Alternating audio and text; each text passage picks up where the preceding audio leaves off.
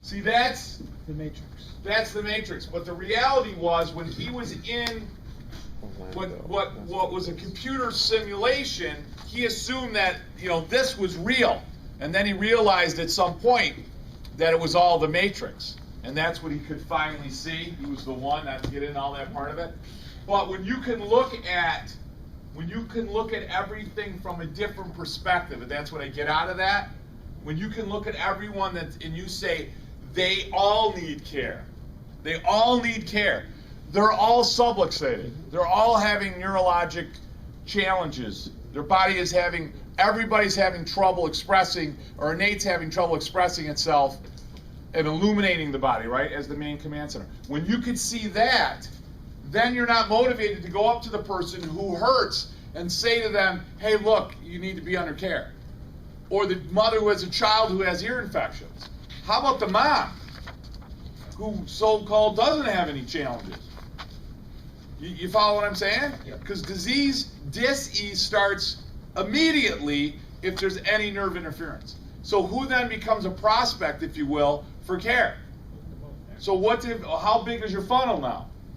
Do you follow what I'm saying? So I'm not trying to target this 20. I don't even, I laugh at some guys when they call, certainly with respect, but they talk about a demographic.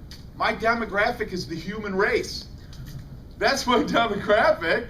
So who's a potential prospect for your office?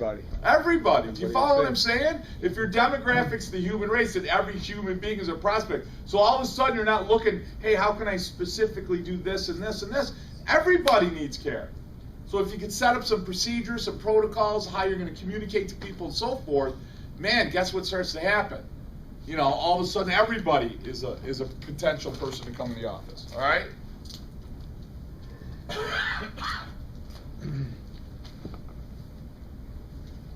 Those are some. I'm gonna click through some of this stuff because there's no way that. There's where care should begin. Wasn't it funny when you listen to Mr. Research, Dr. Matt McCoy, talking about what? What did he say about subluxation? Do you remember when he mentioned it kind of in a moment, but. It kills people and it can be present from birth. Yeah, before birth. Present from birth and before birth, meaning the child can be subluxated. If you guys ever listen to Claudia Onrig, and she talks about the position of a fetus, if they're in horizontal transverse and they start to hyperextend, if they don't turn right, they're going to get shifted, right? They're showing a lot of scoliosis is what?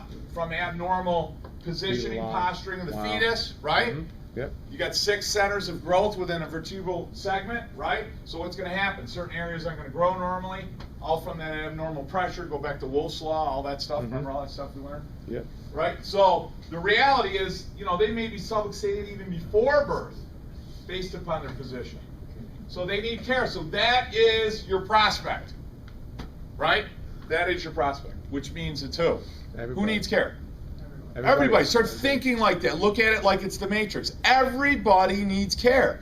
So be equally motivated to talk to the people that don't have pain and symptoms. Well, you should really get checked. At least it creates engagement, because what are they going to say? Yes or no? Yes or no, but they might say what? They're going to say, well, I don't have any what? Problems. Exactly. And then what do you say? What is your weaponry now? What's your ammunition? What are you going to say?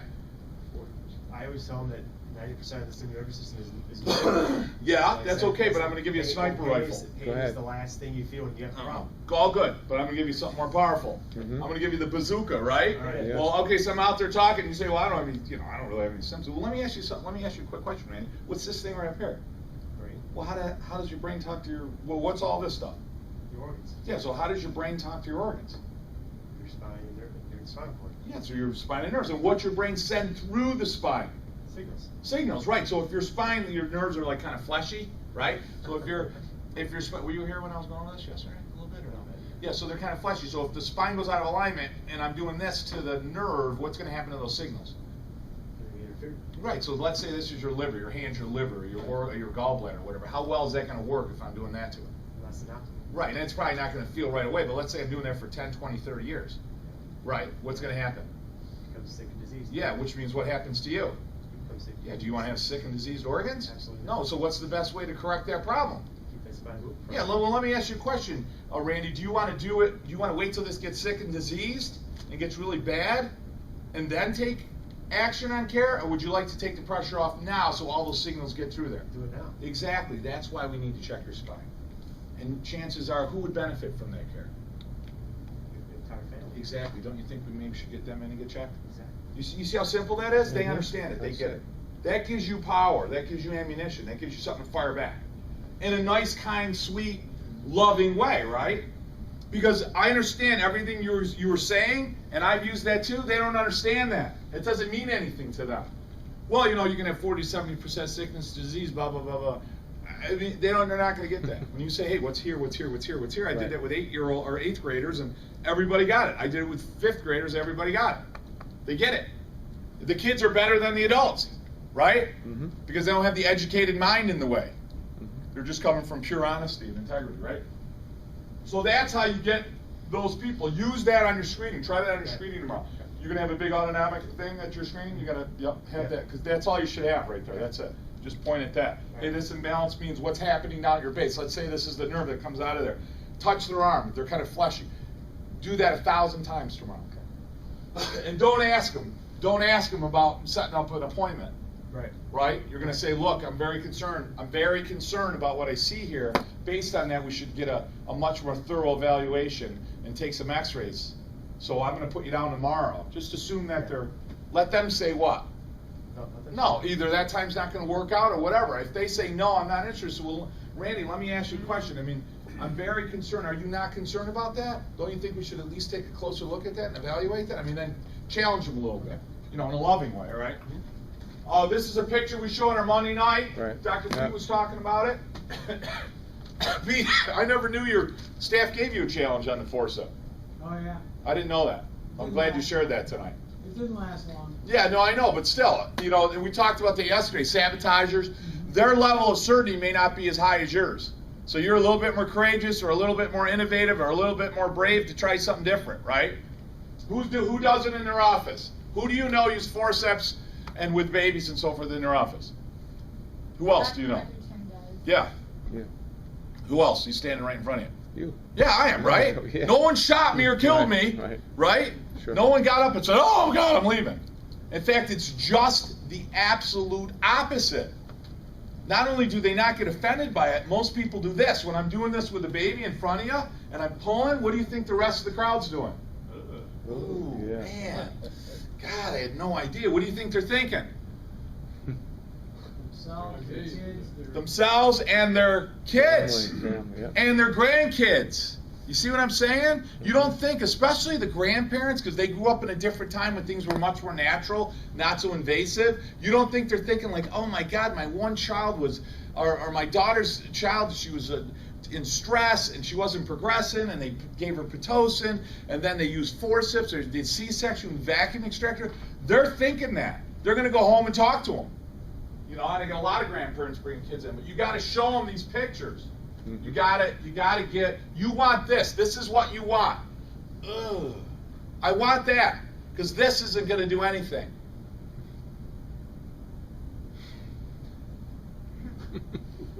I mean, if they're doing that through your talk, right? Forget Shoot about it. yourself. Right.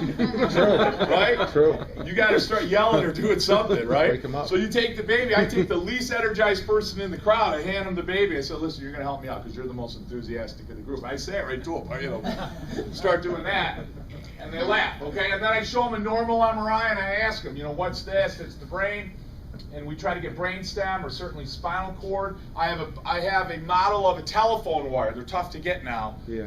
But the old telephone wire with all the colored cables in it. Right. Because that's what your spinal cord is. That makes sense to people.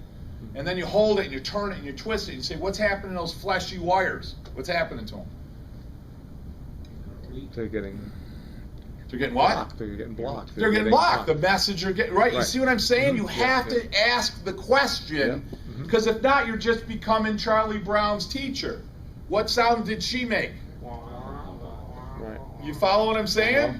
They're going to tune you out.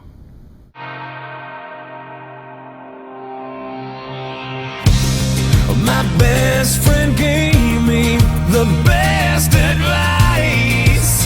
He said each day